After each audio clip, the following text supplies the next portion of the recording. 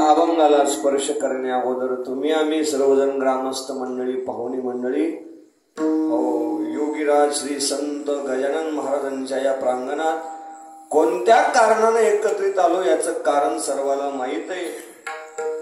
सालाबाद प्रमाणे याही वर्षी भगवंताची कृपा आहे. स्वानंद सुख निवासी गुरुनाम गुरु सद्गुरु गजानन महाराजांची कृपा आहे, आशीर्वाद आहे. समस्त ग्रामस्थ मंडळी आशेगावकरांचं सहकार्य आहे, गुणीजनांची उपस्थिती आणि सप्ताह कमिटीची प्रयत्नाची पराकाष्ठा आहे. आणि सप्ताह कमिटीच्या प्रयत्नाच्या पराकाष्ठेतून गेल्या 24 वर्षापासून चालू असलेली ही भक्ती साधना आणि आज या भक्ती साधनेतील 7व्या दिवसाची ही चिंतन सेवा सप्ताह कमिटीच्या वतीनं म्हणजे हरिभक्त पारायण भजन प्रेमी जे सुभाष पाटील खैरखेडेकर यांच्या आग्रहास्तवी सेवा माझ्यापर्यंत आलेली. बाबा तिकडचा आवाज यायला का वापस तू बंद कर. आता शब्द यायला ना तू बंद कर, इथंच ऐकू आलं पाहिजे, खाली बसलेली त्याला पण नाही गेलं पाहिजे, फक्त मंडपात. सप्ताहाची पत्रिका बघितली तर निमित्त मात्र श्री समर्थ गजानन महाराज व मर्यादा पुरुषोत्तम प्रभू रामचंद्राच्या मूर्तीचा वर्धापन दिवसाचं हे औचित्य साधून ग्रामस्थांनी या सप्ताहाचं आयोजन केलेले. वस्तुस्थितीनं विचार करायचा गेला तर सप्ताहाचं स्वरूप मोठं आहे. या सप्ताहाची भव्यता दिव्यता मोठी. इथले गुणीजन मोठे, इथले मृदंगाचार्य मोठे, इथले टाळकरी मोठे, इथली माईक सिस्टीम मोठी आहे, इथले चौकदार मोठे, इथं ऐकायला येणारा समाज मोठा आहे, इथं वांगे चिरायला माणसं मोठे. पण आजचा कीर्तनकार मात्र छोटा आहे. पण गणेश बाबा छोटा जरी असला तो खोटा नाही बरं. विठ्ठला विठ्ठला. अरे काही मोठे झालेत, आव आणलाय मोठ्याचा खोटे, पण परसद्या छोटा आहे पण खोटा नाही बरं. म्हणून आपली आता पहिलीच भेट आहे. याच्या अगोदर मी कधीच आशेगावला आलो नाही, कधीच मी तुम्हाला बघितलं नाही, आणि या अगोदर तुम्ही कधी मला नाही. तसा मी बघण्यासारखा नाही, पण आपली पहिली भेट आहे. पाटलांना आग्रह केला, बरेचशा मंडळीचा मला फोन आला, खानजोडी मंडळी कर. आणि या सप्ताह कमिटीच्या माध्यमातून आज ही 7व्या दिवसाची सेवा, उपांत्य दिवसाची सेवा आहे.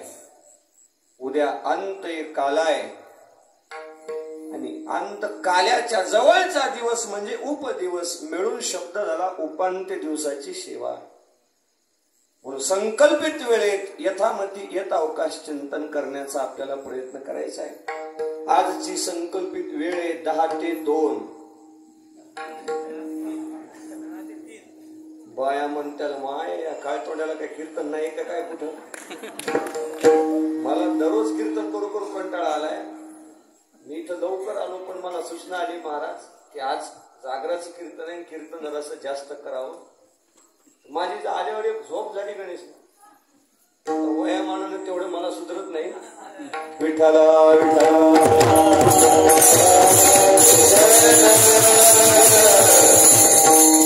म्हणून जास्त मी चिंतन करणार नाही. संकल्पित वेळेच्या आत 11 ते 10 मिनिटं पुढे ही चिंतन सेवा जाईल.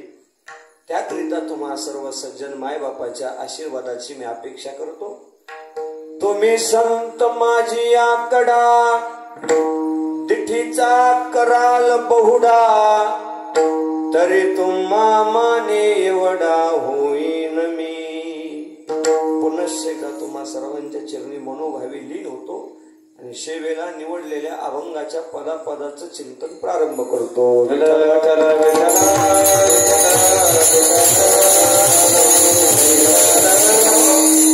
आज सेवेला निवडलेला अभंग तुकाराम महाराजांचा आहे. 4 चरणाचा नसून अभंग 6 चरणाचा आहे.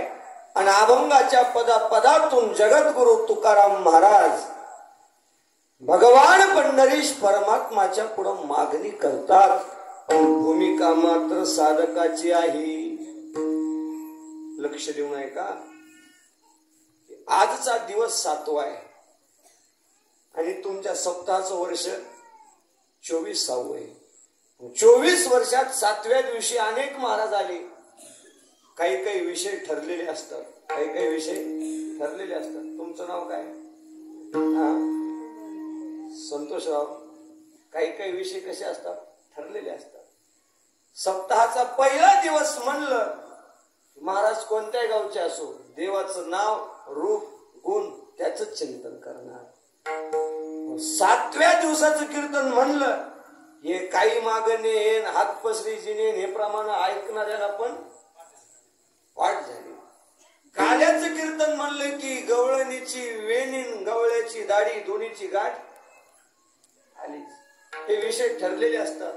लग्न म्हणलं की नवरदेव. संतोषराव येऊ का तिथं? लग्न म्हणलं की नवरदेव आलाच. नवरी आली. नवरीचा मामा, मामाची मामी, मामीचे काटे हे सगळे आलेच. तसं 7व्या दिवसाचं कीर्तन म्हणलं हात पसरीजीने काही मागणी भिक्षा पात्र हे प्रमाण सगळे ठरलेले. आणि तुम्ही आशेगावकर मंडळींनी माझ्यासारखे अनेक महाराज तुम्ही मसनवट्यात नेऊन कसं सुधरत येईल जाळले म्हणाले. पण तुमच्यात फरक पडला नाही.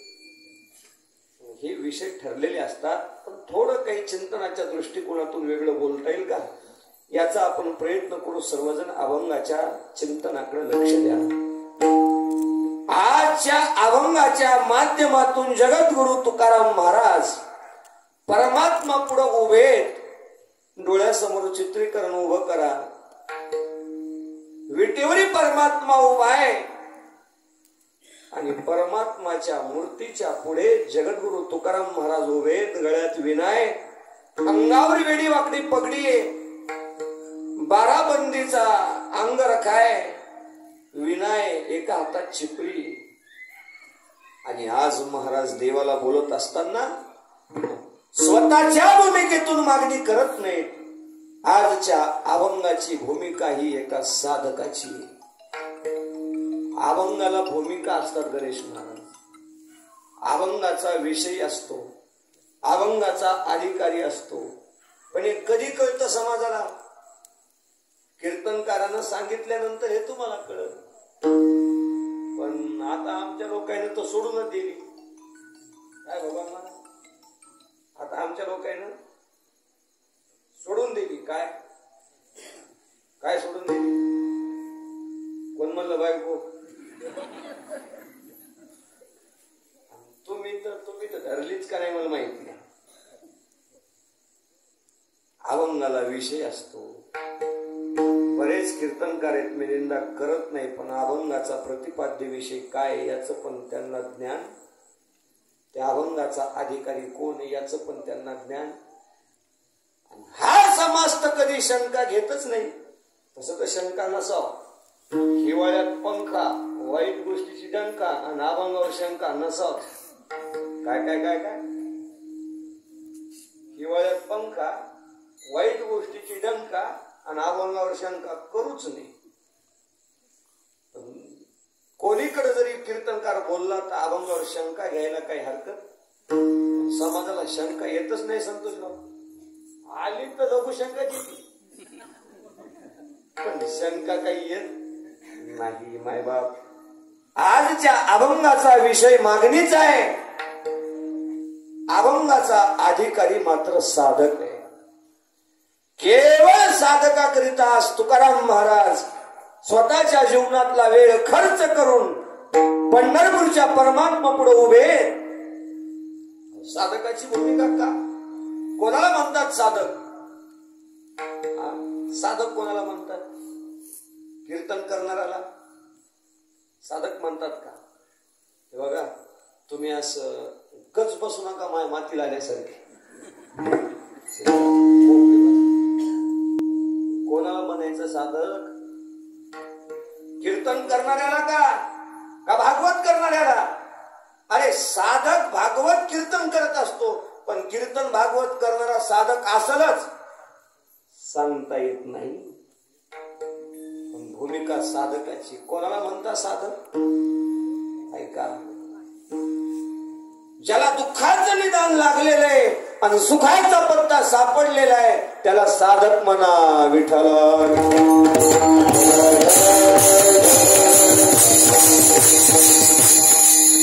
काय बोललो मी? ज्याला दुःखाचं निदान लागलं आणि यथार्थ सुखाचा पत्ता सापडला त्याला साधक म्हणा. आणि या साधकाच्या भूमिकेतून तुकाराम महाराज तिथपर्यंत गेलेले. का हो? साधकाला तिथपर्यंत जाता येत नाही का? जाता येतं, पण तेवढी त्याची ताकद नाही. ऐशी चिंता करी सदा सर्व काळ, रात्रंदिवस याची तळमळ. तुका म्हणे नाही आपुले बळ, जेने फळ पावेन निश्चयशी. आम्ही देवा शक्तीने वाकुतेने करुणा, वाकुतेने करुणा, वाकुतेने करुणा.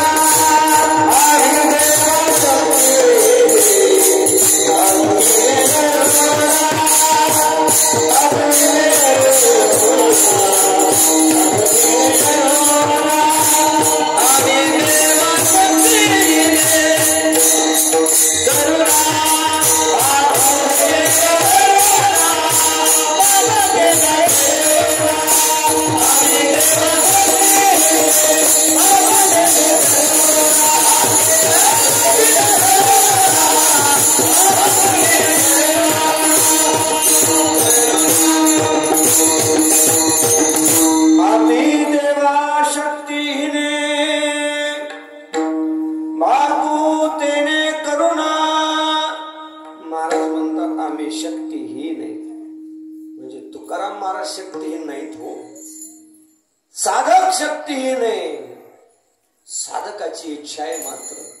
पुढीलांचे इच्छे फळ नाही बळते अंगी, संत गेले तया ठाया देवराया पाववी. लक्ष द्या, साधकाची इच्छा आहे की माझे श्री गुरु माझे संत ज्या पदाला प्राप्त झाले तेच पद माझ्या जीवनात प्राप्त व्हावं. पण त्याची तेवढी तिथपर्यंत जाण्याची ताकद. रात्रंदिवस तळमळ तळमळ तळमळ तळमळ. कशाप्रमाणे तळमळ? पाण्यातल्या माशीप्रमाणे. जीवनावे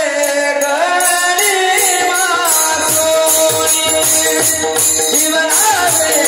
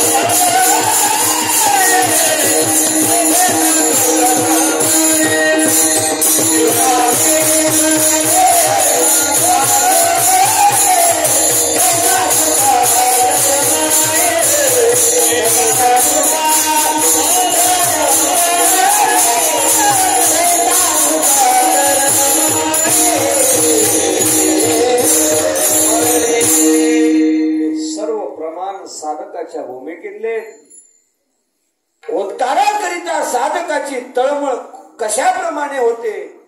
तुकाराम महाराज म्हणतात, जीवना वेगळी मासोळी, जीवना वेगळी मासोळी. अण्णा तुमचं नाव काय?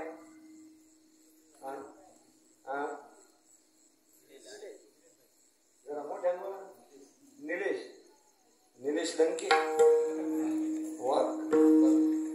निलेशराव, जीवना वेगळी मासोळी. जीवन म्हणजे जीवन वाघ नाही हा. जीवन म्हणजे पाणी. माशी पाहिली का? माशी पाहिली. कुठे असते? कोणत्या पाण्यात? बिस्लरीच्या. नाही, तसं या गावाला माहिती असं, कारण शेजार कशाचा आहे? पैनगंगेच आहे ना. म्हणजे याचा अर्थ तुम्ही घरता असं म्हणत नाही बरं मी, पण ज्याला ज्याला नदीचा शेजार आहे त्याला सगळं माहीत असत. दादा, माशी कुठं राहते? निलेश म्हणून हो काऊन माया मागं लागला. मला बोलल्याशिवाय कीर्तन करता येत.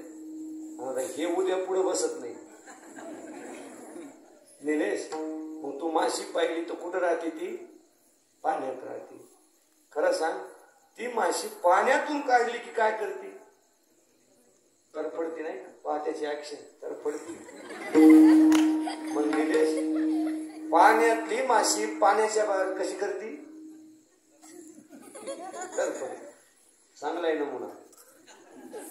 निलेश, ते माशी किलोभर तुपात ठेवल्यावर सुधरू नका तुला. हे बघ, कीर्तन सोपच असतं, पण तुम्ही लोक लक्ष देत नाहीत म्हणून ह्या गोष्टी बिघडल्या.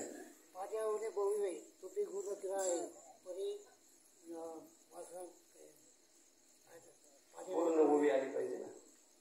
तर तूप महाग का पाणी महाग? पाण्यातून तर पडतील, तुपात ठेवल्यावर जमन का? नाही जमत. त्याला पक्क माहिती आहे, पाण्यातून काढली की तुपात ठेवायला जमतच नाही, पोटातच ठेवावं लागते. तुपात राहतच नाही. कुठं राहते? पोटातच ठेवावं लागते. तिथं काय जागा आहे.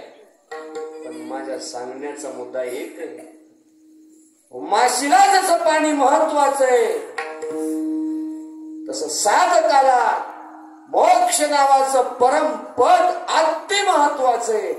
त्याला हा संसार काय करे, पण त्याची इच्छा आहे पुढीलांची इच्छी फळ.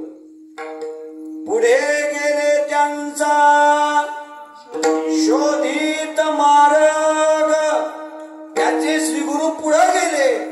पुढे गेले ते निदाई झाली, वानतील त्याची शिमारी. जे पुढे गेले ना तेच पद मला प्राप्त व्हावं त्याची अशी तळमळ असती. पण तेवढं त्या साधकाची अजून वृत्ती झाली. बघा, अजून सोपं करून सांगतो संतोषराव. आता तुम्ही दोघं आपल्या पक्की ध्यानात बसले, संतोष आणि निलेश. संतोषराव साधक कोणाला म्हणून बघा, काहीला कळतही वळतही, काहीला कळतही नाही वळतही नाही, काहीला कळतय पण वळत नाही. हे तुमच्या एकही ध्यानात बसलं. म्हणून आमच्या कीर्तनकारांची काय चालले, पण मला नाटक चांगले तुम्ही असे गावचे, म्हणूनच तुमचा नाव आहे खान.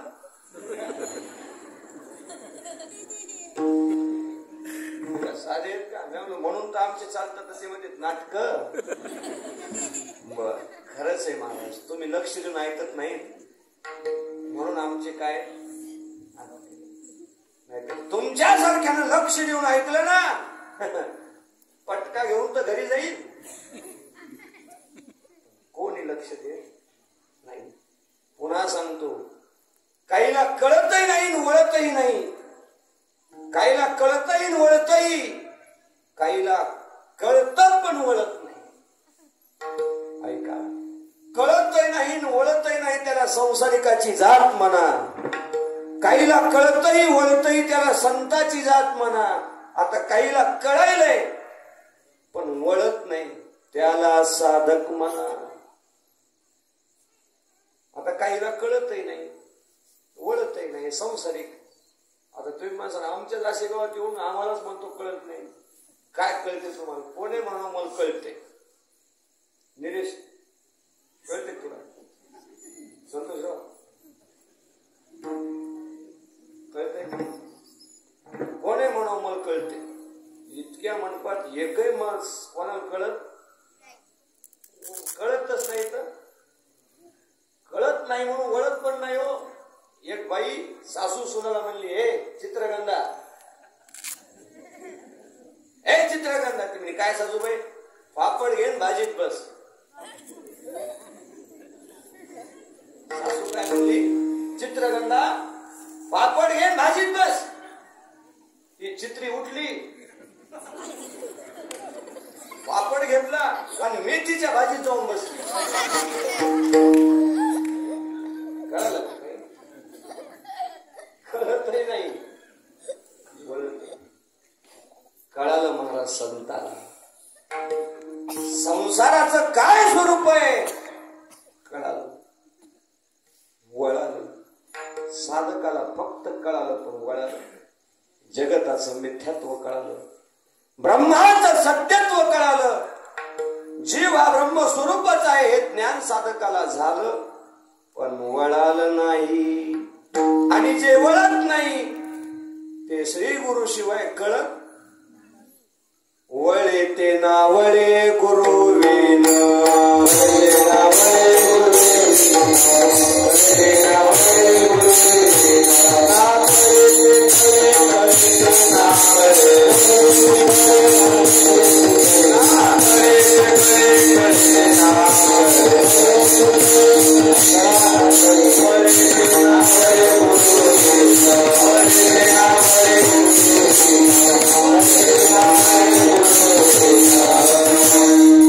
त्याला कळालं पण अजून वळत नाही. ज्याला वळत नाही, नाथाची भाषा आहे वळे ते ना वळे गुरु विन. क्षत्रिय ब्रह्मनिष्ठ कृपाळू तिन्ही लक्षणाने युक्त असणारा श्री गुरु त्याच्या पुढे आला, त्याला सर्व कळतही वळते. पण जोपर्यंत श्री गुरु भेटत नाही तोपर्यंत त्याच्या एकट्याची हिम्मत देवापर्यंत पोहोचण्याची होत नाही. जर साधकाची गणेश महाराज ही भूमिका असेल तर तुमची आमची काय कथा आहे? आपण देवाच्या पुढे जाण्याच्या लायकीचे?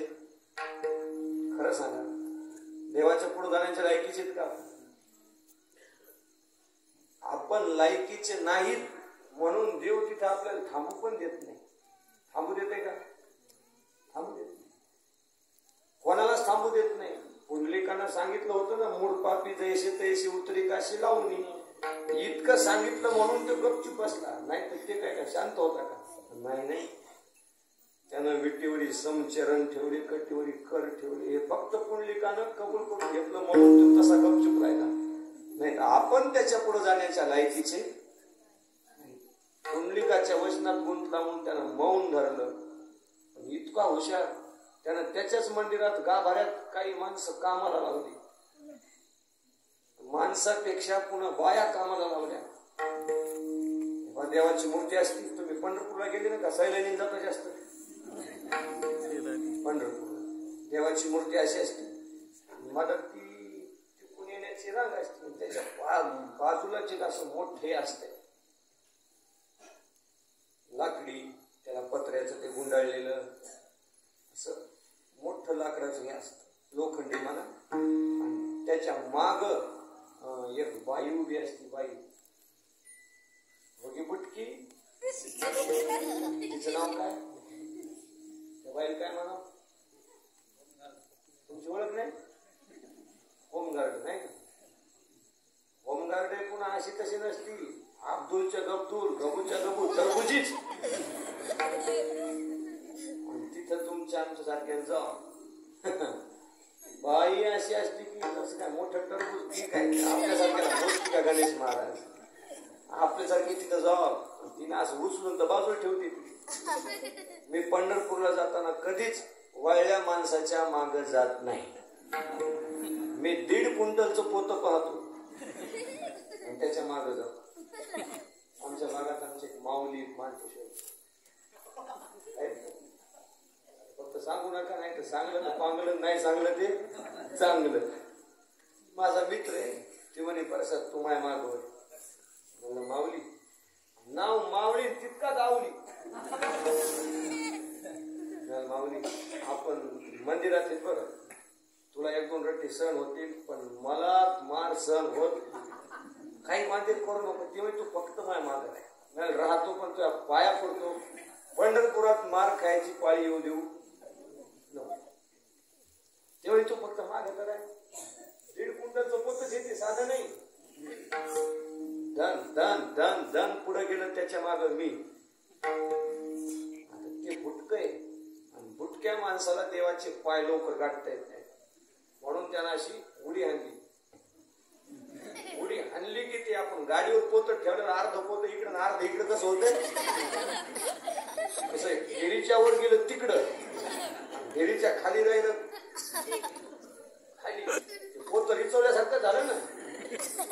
आता ही टरबुजी करू लागली प्रयत्न हिनं घातला हात करून वडायली. बाई ते वडत नाही तुला त्याला वडो वडोच तोडतो मी 3दा दर्शन घेतलं.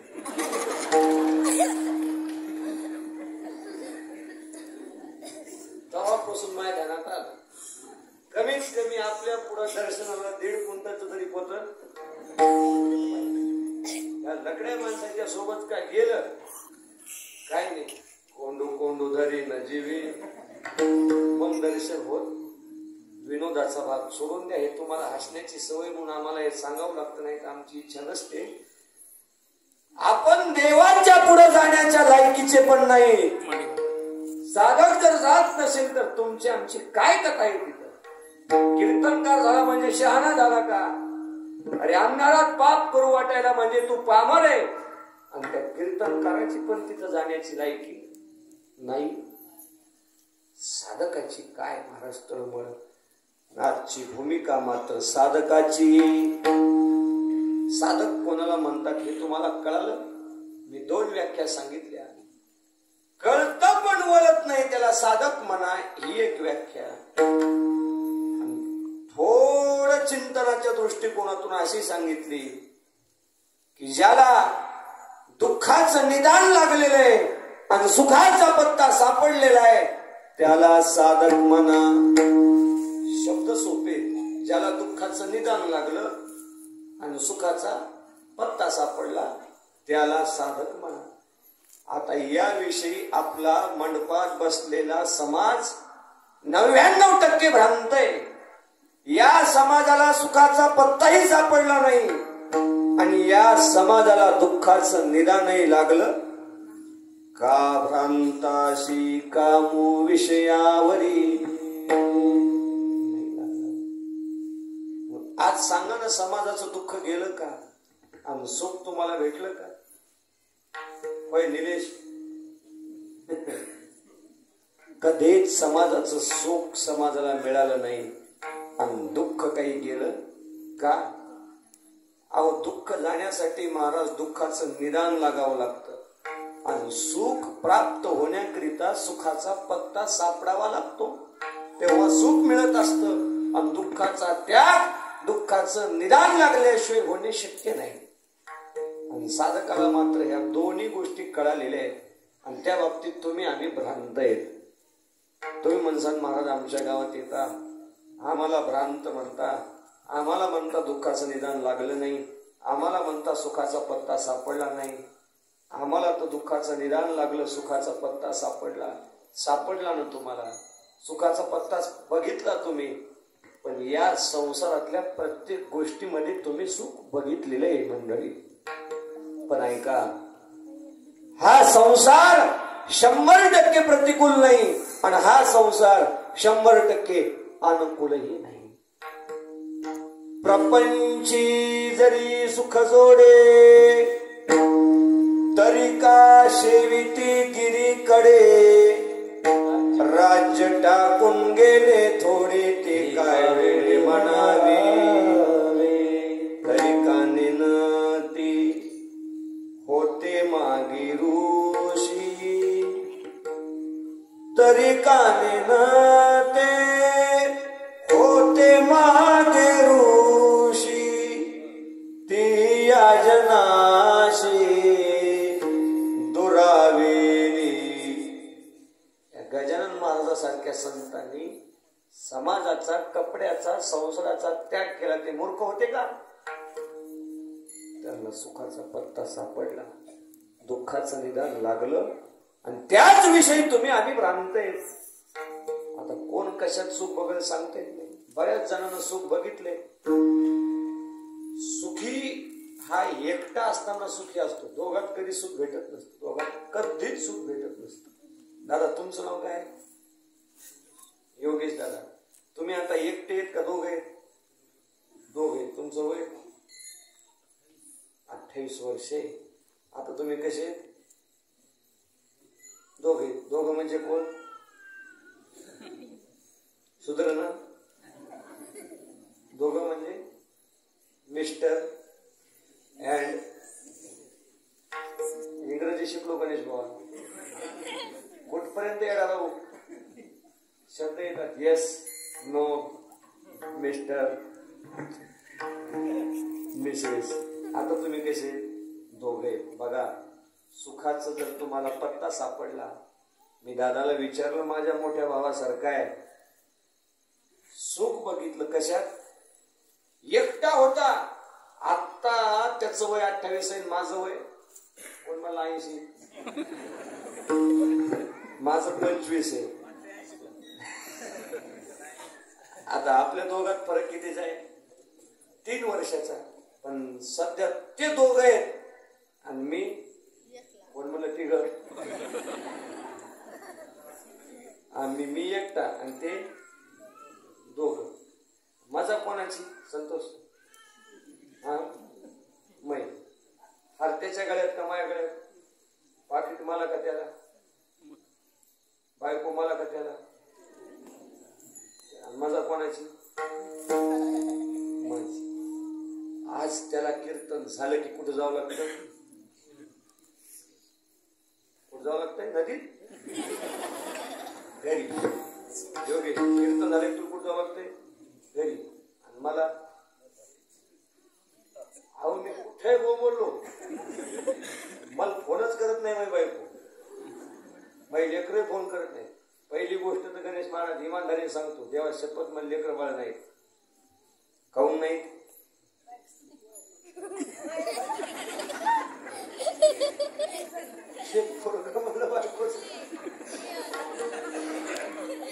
बायकोच नाही तर मग फोन करीत. अहो मी रात्री एवढ्या होतो, आज असे गावाला आलो. उद्या सकाळी झुमरदरीला जायचे. मला कोणी म्हणत नाही तू कुठं गेला, का जेवला, काय नाही. पण या योगेशला कीर्तन झालं की नीट चिंग चिंग चिंगाट घरी जावं लागतं, दुसरीकडे जाता येत. आता सांग योगेश दादा, आता 28 वर्षाचा आहे. जी माझा 15व्या वर्षात होती ती बरी का आता बरी? हा, पहिलं बरं. इथं बायको असली घरी गेल्या मार्काशी बरं. विनोदाचा भाग सोडून द्या. तुम्हाला वाटलं बायको सुख देईल, पण ती तुमच्या दुःखाला कारण झाली. आमच्या माय बहिणीनं सुख बघितलं साडीत. माय बहिणीनं सुख कशात बघितलं? साडीत. हे बघा, ज्याच्यात तुम्ही सुख बघितलं का त्या गोष्टीत तुम्हाला सुख दिलंच पाहिजे. हा चिंतनाचा नियम आहे. काय? ज्याच्यात तुम्ही सुख बघितलं त्या गोष्टीत सुख दिलंच पाहिजे. आता तुम्ही सगळे लग्न केले, सुख बघितलं बायको, तुमची बायको अंधारात पण हल्ल्याशिवाय राहत दुःखच. आमच्या माय बहिणीनं सुख बघितलं साडीत, साडीत सुख झालं असतं तर एका साडीत येणं समाधान मानलं असतं का नाही? पण एका साडीत समाधान येत काय आपल्याला तर नाही. पण तुमचं पाहून सांगतो, मी एका गावात माती गेलो, मातीला संतोषराव सहज मातीला गेलो, जरा माती लांबणार होती तर म्हणलं बाई मेली कशानं? ती म्हणले महाराज कपाटाच्या पुढे गेली, कपाट उघडलं तर साड्याच्या ढेगला खालीच मेली. इतक्या साड्या, एका साडीवर समाधान नाही. आता वेळ कमी, याच्या सापेक्षानं सगळ्या गोष्टी तुम्ही बघा. ज्याच्यात तुम्ही सुख बघितलं त्याच्यात तुम्हाला कधीही सुख मिळालं नाही. अरे या संसारात माग कोणी सुखी झाला नाही, या संसारात आज कोणी सुखी नाही, आणि हा संसार उद्या कोणाला सुखी करणार. म्हणून साधक या संसारात अडकत हे सुख सांडोनिया कासया योग सेविती. तो इथं थांबत नाही, तो यात अडकत नाही. म्हणून मी तुम्हाला सांगितलं, साधकाला दुःखाचं निदान लागलेले, सुखाचा पत्ता सापडलेला आहे. मग कमीत कमी दोन गोष्टीचं आपलं चिंतन चालू आहे बघा, दुःखाचं निदान, सुखाचा पत्ता. दोन्ही पैकी संतोष एकही झाली योगेश, दोन्ही पैकी एक जरी झालं तर तुमचं काम झालं. एक तर दुःखाचं निदान लागा नाही, मग सुखाचा पत्ता सापडावा. पण आपल्याला दोन्ही सापडत नाही. इधर ना उधर, मदतच त्याची सगळी अधोगती होती. मग दुःखाचं निदान, निदानाला फार महत्व असते संतोषराव.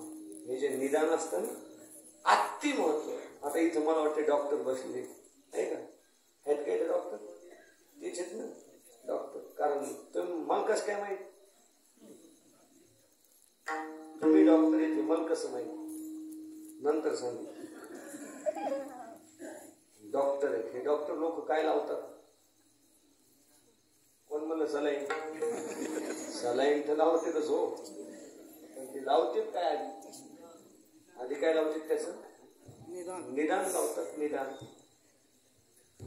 आता हे ऑपरेशन होतात, डॉक्टर इमानदारी सांगा, हे निदान लागल्याशिवाय ऑपरेशन करता का? उभी कसं फडाफडी करता, त्याला जमते का? अगोदर त्या रोगाचं काय लावता तुम्ही? निदान लावता. बाबा तुमचं नाव काय? टोपीवाली बाबा. हा भारत बाबा, माझे आजोबा सारखे. तुमच्या डोळ्याचं ऑपरेशन झालं का? नाही, होईल मग डोळ्याचं ऑपरेशन. तर डोळ्याचं काय असतंय? डोळ्याच्या ऑपरेशनचं निदान. जेवढे जेवढे ऑपरेशन झाले, काही काही लोकांचे ऑपरेशन फेल जातात. काय जातात? फेल जातात. का जातात फेल?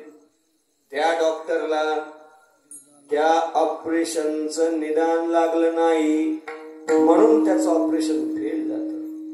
आणि ज्याचे ऑपरेशन सक्सेस झाले, इंग्रजी,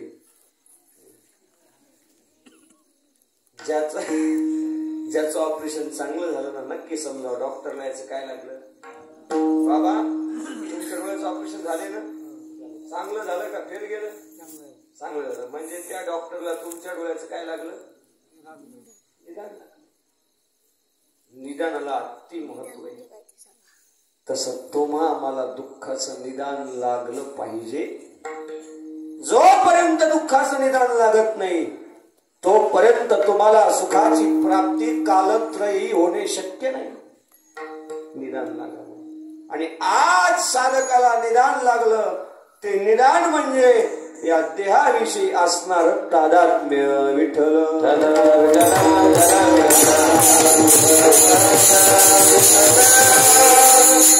थोडं बारकाईनं लक्ष द्या. तुम्ही सीताराम बुवाचे कीर्तन ऐकता नाही का? मी त्याच संस्थेचा विद्यार्थी. ते जिथं शिकले का त्याच